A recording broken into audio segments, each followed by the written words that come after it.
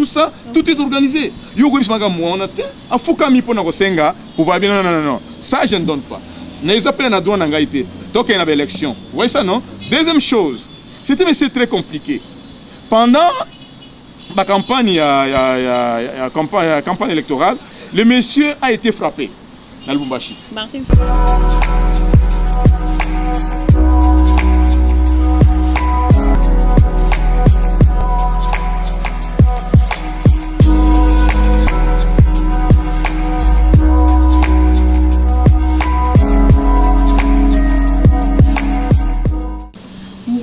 Na bino nyonso balandi ya yoka son de l'UDPS on a sepeli ndenge tokutani susu ko lelo on a plateau na biso kaka ndenge to mesana ko bengela bino bana mboka ba bafungola ka toujours masolo na matali mboka na biso na zanga mokote na sana moko ya bana mboka oyo to kosolola naye mko lelo akoyeba masolo nini biso to koyeba elongo na bino elongo na biso to koyeba nini mwana mboka amemeli biso mko lelo mbote mwana mboka.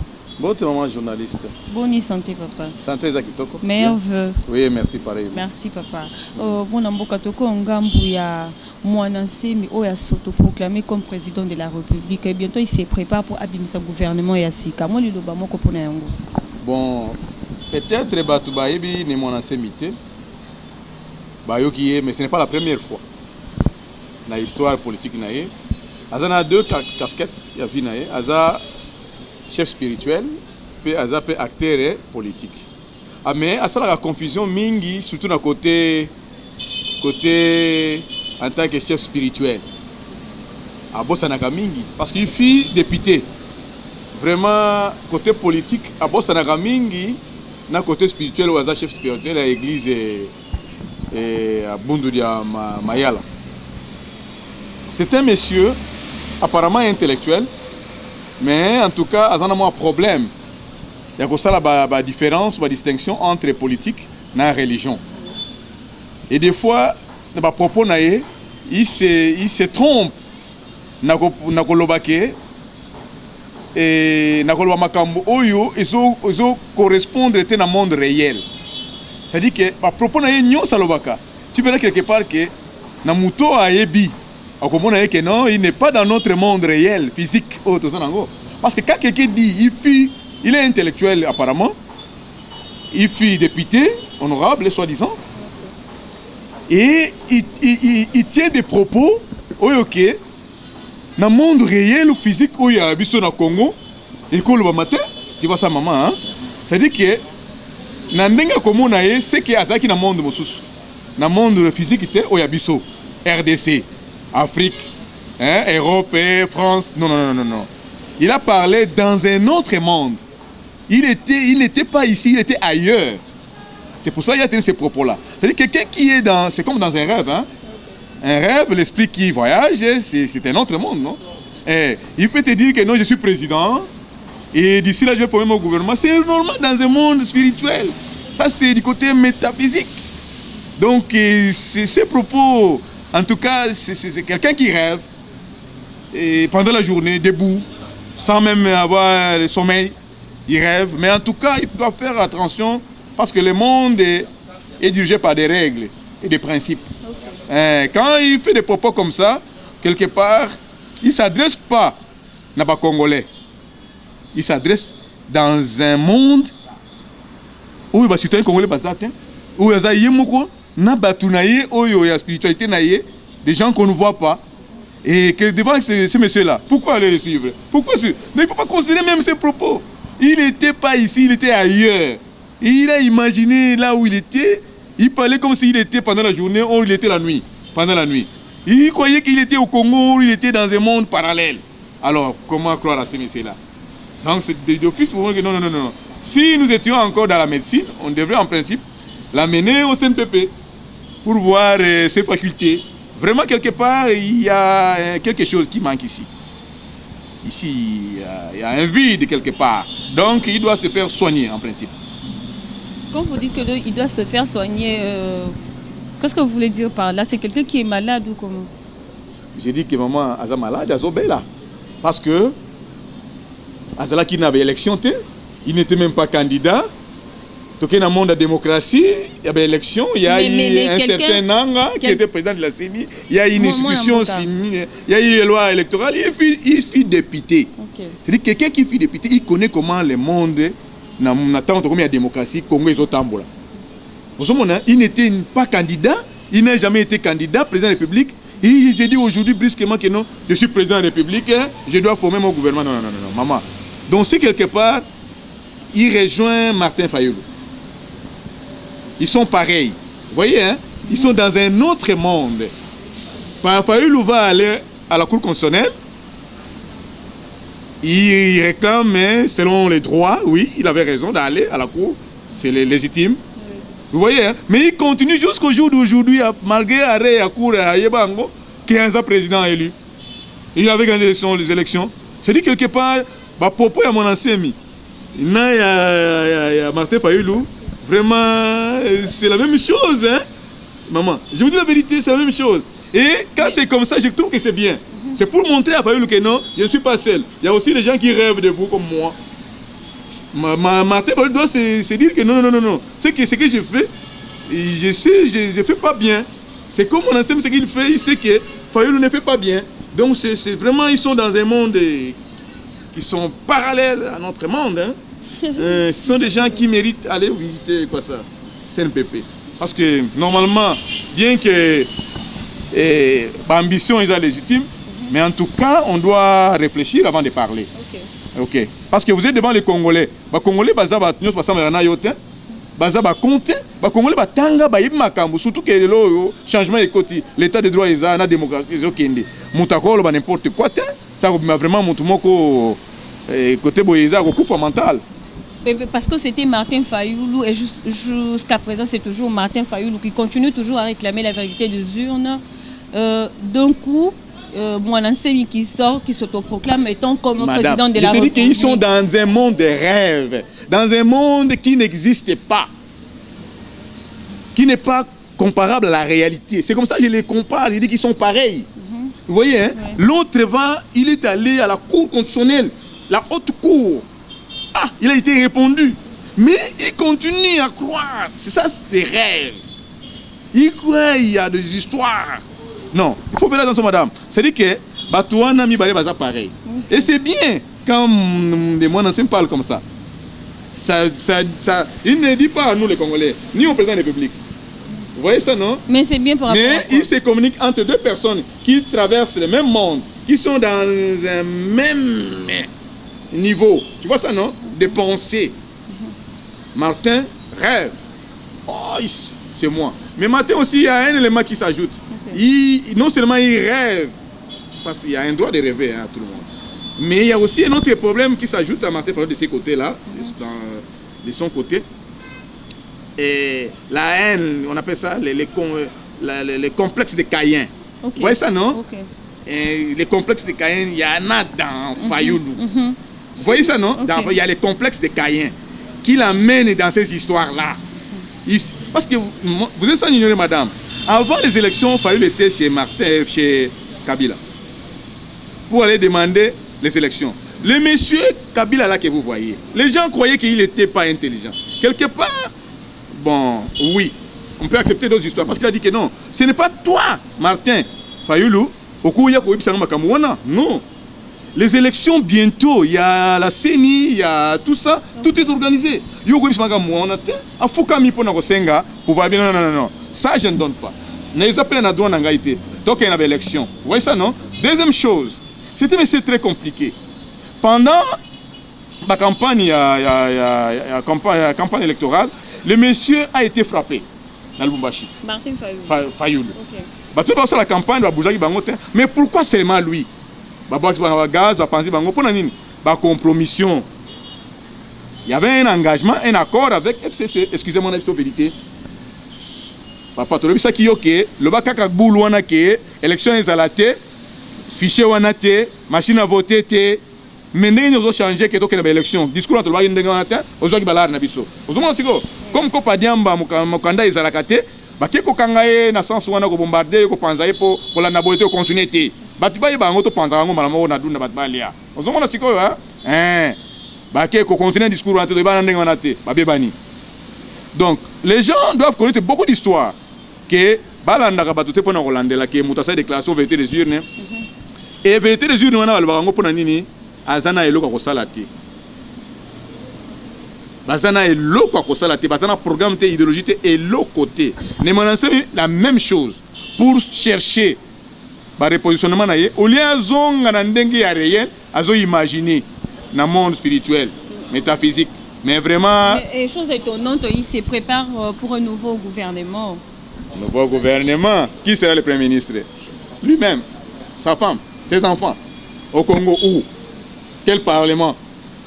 Vous voyez ça, non? Il rêve, il y a un Sénat, il y a une institution Sénat, il y a une institution par l'Assemblée nationale, il y a la présidence de la République. Et ça, l'institution est outil na élection. Il y a président, ça la gouvernement. Non, il y a des gens qui ne savent pas rêver. Mais comme on connaît qu'il est chef spirituel, c'est normal. Peut-être, vous savez, quand vous tuez beaucoup dans le monde spirituel, vous faites beaucoup de dégâts dans le monde spirituel, ces gens-là, vous les verrez dans le monde spirituel. Nous ne le voyons pas. Parce que c'est comme s'il est président. Et ce n'est pas la première fois.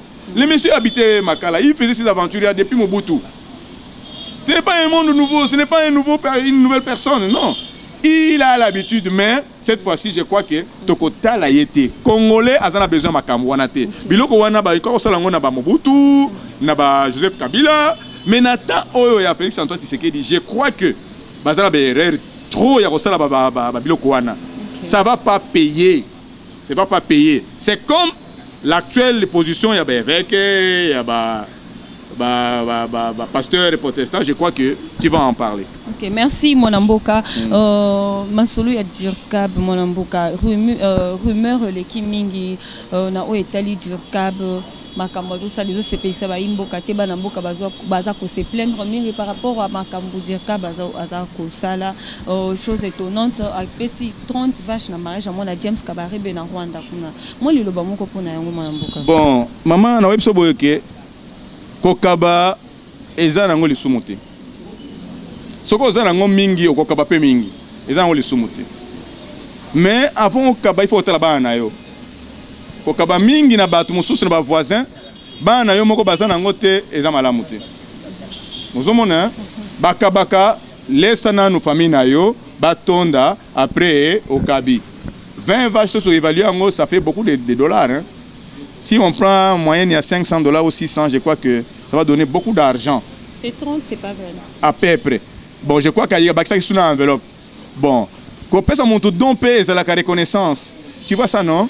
Cadeau mingi ma famille, ce qu'on peut cadeau moko ya makasi, ce que zangi wolo, c'est qu'il faut ça les locaux ils représenter notre or. Il y a poids dans la province na bino, na culture na bino. On se demande quoi hein?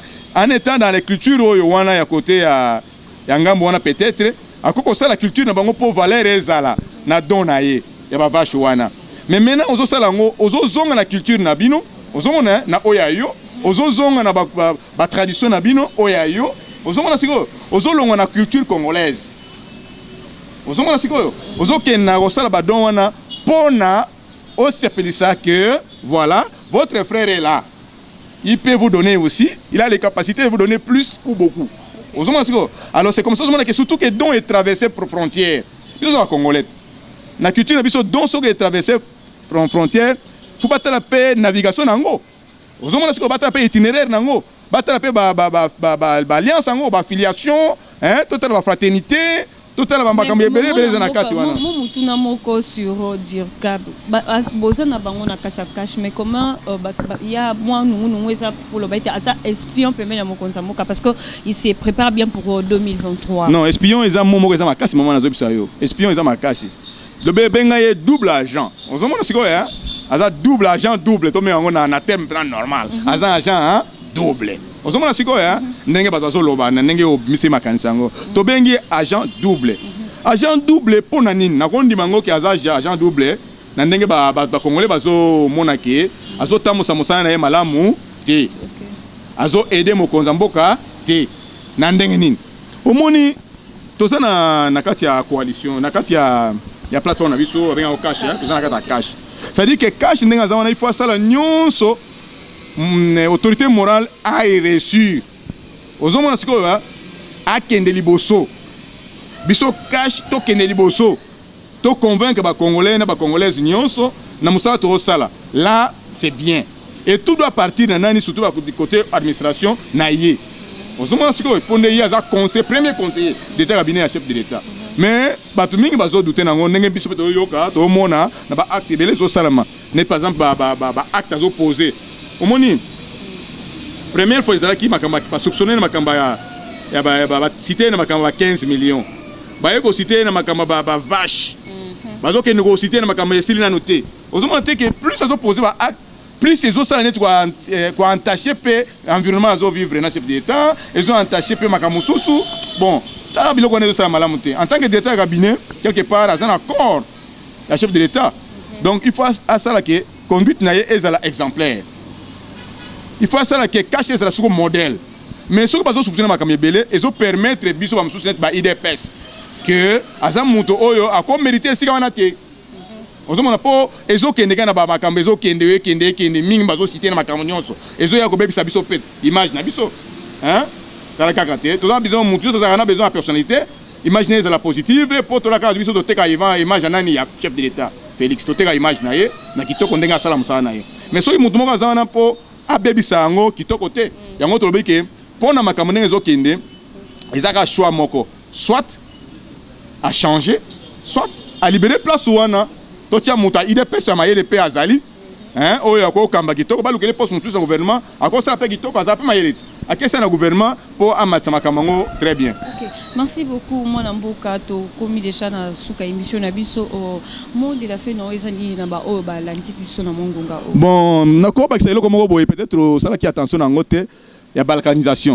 OK. Balkanisation est un concept moko vraiment ngana za démographe de formation. Exacté que bato ça déplacement ba population ça déplacement d'un endroit à l'autre à l'intérieur ou bien yango balkanisation non. En tout cas ba philosophe il faut ba longola ba aspect wana ba calcul wana ba pensée wana et ça ba raisonnement ba philosophe ozomona ba théologien ba philosophe balkanisation non il faut faire attention à balkanisation et d'ailleurs balkanisation et ça nini bato bele ba congolais bele ba lo ba makama balkanisation et ça là qui moi eloko moko pona ko freiner pona ko toucher personnalité à Joseph Kabila. Bah, on croire que c'était lui qui était venu avec une mission ya ko balkaniser mboka. Tout le monde pouvait les que ba Rwandais, ba Ougandais, ba nyonso wana kuna ba profiter na RDC à occasion na président de la République ba balkaniser mboka. Mais ils ont tout pour que les gars mona mboka za na pouvoir ya biso moko mwana na biso ndeko na ngai ndeko na yo ndeko na biso nyonso azana pouvoir. Tout le monde kama balkanisation et ba ndenge nini président de la République. Président de la République neka za wana za reconnu na monde entier na ba congolais na partout. Ako benga ba mimba ba armée mususu ba pays voisins aza autorisé. Abeti masolo wane guerre ezate na est que Rwanda zo attaquer biso que ba population deuxièmement ba population rwandaise bazo za file indienne bazo ko na Congo. Tiens, ezate. Ozomona. Mais so bolobi que ezana mouvement moko que bazo remplacer batu. Mais comment mukanda na ba organisation ya migration? Comment mukanda na ba ACR? Ozomona siko. Ba kene mouvement moko zo ma population na côté comme ça ba salango. Hein, bah on a cadre ya ba ACR quoi hein. On protéger ba tout ba personne, ba réfugiés, tout ça tout ba statut na bango. Et ça normal. Mais dire que pays na biso za balkanisation, et ça na makanisi batu pour pas profiter nango. Mais ce que je reconnais, l'Église catholique a beaucoup combattu l'opposition pour que les autres comme un pouvoir oyo. Il faut reconnaître ça. L'Église protestante, attendez, l'Église protestante également. Mais pour avoir 5 à pouvoir, il faut chercher méthode moussous, qui est d'utiliser des mots oyo et que ça la malamu te pour na frustrer batu moussous. Or tozana direction moko président de République azui, il a développé à Congo. Il a développé Congo, il a développé, il a peut retenir bien-être à Congolais. Mais quand tu as propos moko ils ont frustré batu et ça malamu te na mboka na yo moko qui to côté. To ko simate bidon à essence, tu as kolobela ngo na ndako. Bangonde bazo tumba, oyibi maman, soko zo tumba puku. Na banolo bana opesa conseil na ba philosophe nyonso na ba théologien nyonso que soki omoni puku azo tambola. Tindika ye musika ya ndako. Ko boaka le essence te. Soki a commis la distance molaïte, soki te akopela moto bien sûr, yo ko sepela. Mais akozonga na ndaku, pe akotumba ndaku puku, azui essence akotumba ndaku ya yo moko na bana yo ba kokufa. Ozomona sikoyo, yango to bike ba philosophe nyonso ba théologien nyonso ba telela président Fachi azo sala politique ya likolo. Oye ko sala ke masolo nyonso bamona na est wana filière nango ezolanda malembe ti ekolimwa mpe ekosila kala mingi te. Et d'ailleurs ekomi na suka. Mais soki toke na lombango na mayele na biso ya kiphilosophe na mayele na biso ya kithéologien ya baeglize bokotumba puku na essence akozonga na ndaku akozikisa ndaku ye moko puku azikisi ndaku na bana bakufi. Sala attention na maloba ba propos bino nyonso ezala ba opposition ezala ba église vraiment puku bomaye. Mais cette fois-ci comme boba qu'il est essence biso to sala ka encadrement ya puku wana kota na ndaku te. Moi mboka mode la fait non na ba utukolanda biso siko do ba ba lwanda biso balinga pe chaîne na biso ya Yoka Son. Vraiment na pesi bino ba meilleur vœu et na banzi que vraiment na ko souhaiter bino que na ko sepela ke bolanda ka Yoka Son mingi boko mona ba vérité nyonso mais popo mona ngai boyoka ngai popo benga ngai na plus 243 81 43 78 2 plus 243 81 43 78 2. Bokomona ngai vraiment bo s'abonner massivement na Yoka Son botala ngo mingi pe bokomona ngai tokopanza nyonso na ndunda pe bokolia. Merci. Ok, merci beaucoup Papa Liévin. Tokomi na suka émission na biso na pesi mbote na maman Angèle na Virginie. Merci beaucoup maman. Mbote na président Sampaio depuis Chine, président nanga Delphin Katende Yoka Son na pesi mbote Psychozali. Derrière la caméra c'était Papa Blaise Chitenge na pesi mbote Psychozali. On a pesi ba abonné nyonso Yoka Son de l'UDPS. Merci mingi na ba commentaire na bino boko melaka biso ba commentaire na bino et ça toujours le bienvenu chez nous. Tolinga rande boko melaka biso surtout ngai sala kanga bien tango boko melaka nga sala kanga bien makasi na pesi mbote na ba congolais nyonso balingaka Yoka Son de l'UDPS. Meilleurs vœux à tous, bye bye.